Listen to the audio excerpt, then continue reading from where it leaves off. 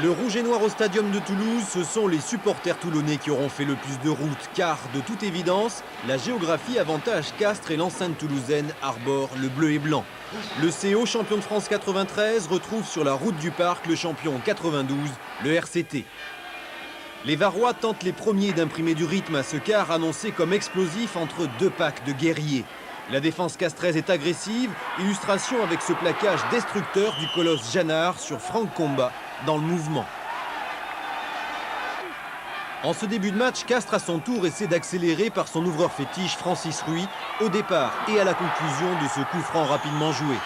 Essai refusé par M. Thomas pour un passage en touche de Philippe Escale, juste.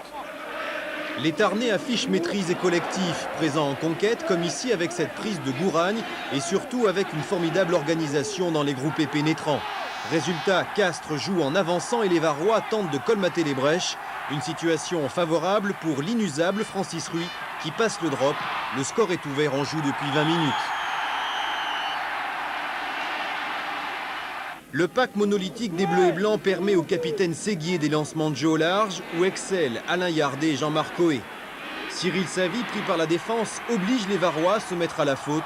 Gérald Merceron plongeant au-delà du ballon. Avant la pause, l'arrière Cyril Savy accentue l'avantage castré sur cette pénalité quand le Toulonnais Jérôme Bianchi échoue. 6-0, c'est le crédit du CO à la fin du premier acte. La parole est aux entraîneurs. Ils sont disponibles. En boule course, souvent les avants, ils sont plus que nous. On se reprend. On ne gère pas le score. On ne gère pas le score, on joue. Ne pas gérer le score, la consigne est appliquée à la lettre dès la reprise. Castres a le match en main et le ballon au chaud. Témoin cette nouvelle progression des avants tarnais. Structurée, efficace, la machine castraise est en route et déroule son impressionnant savoir-faire.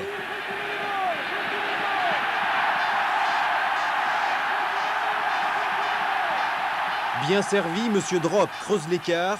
Francis Ruy, 6, Castres, 9, Toulon, 0. Il est grand temps de réagir côté varois. Pourtant, c'est encore le CO qui récupère le ballon sur ce fond de touche.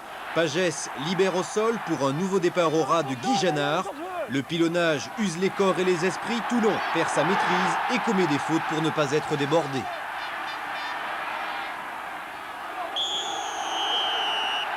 Cyril Savy s'applique pour ce nouveau coup de pied facile. 12-0 grâce à cette pénalité. Il reste une demi-heure de jeu à jouer.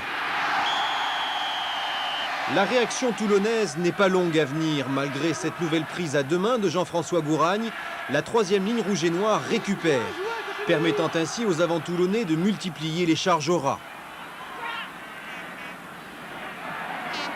Défier le pack tarnais sur son point fort sera sans aucun doute le péché d'orgueil des Varois dans cette demi-finale.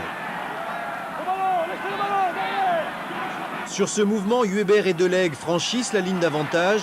Dominici au relais trouve le soutien du rouquin de la rade, Marc de Rougemont. Mais finalement, cette offensive musclée débouchera sur une petite pénalité.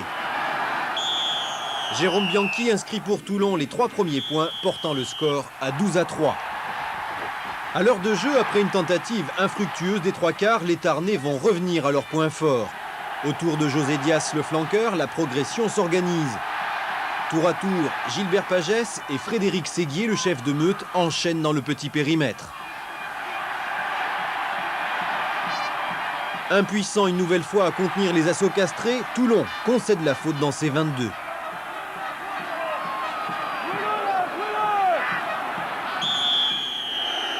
Nouvelle pénalité et encore une fois, Savy réussit sa tentative.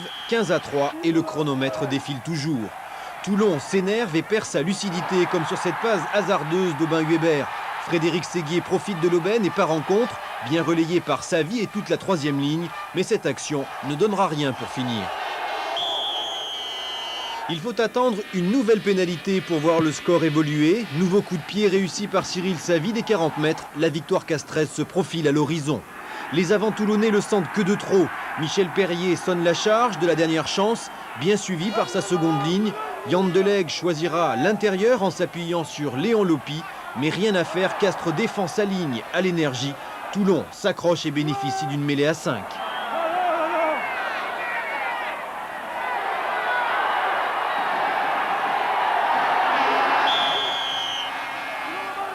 Sur cette dernière, on joue les arrêts de jeu quand Jean-Pierre Alarcon, le 3e ligne centre toulonnais, signe un exploit individuel, un véritable baroud d'honneur. Seul, il s'arrache et marque en puissance l'unique essai de cette demi-finale, mais les dés sont jetés. 18-13, Castres retournera 2 ans après au Parc des Princes où l'attend un derby inédit face au Stade Toulousain. Francis Ruy, le maître à jouer, et José Dias, le gladiateur, peuvent lever les bras au ciel. La finale leur appartient.